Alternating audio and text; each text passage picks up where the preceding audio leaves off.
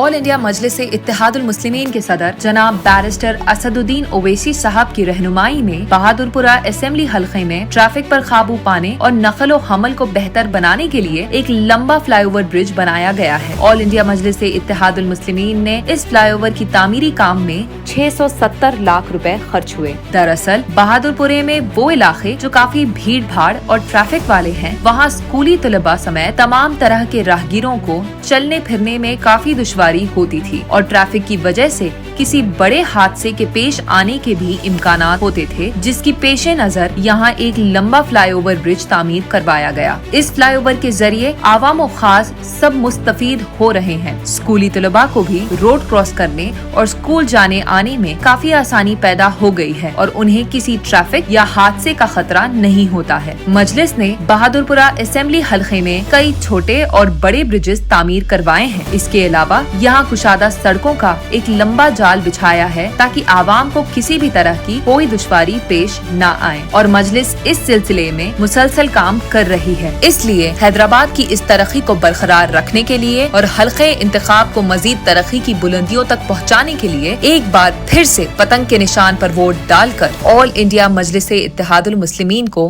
कामयाब करें।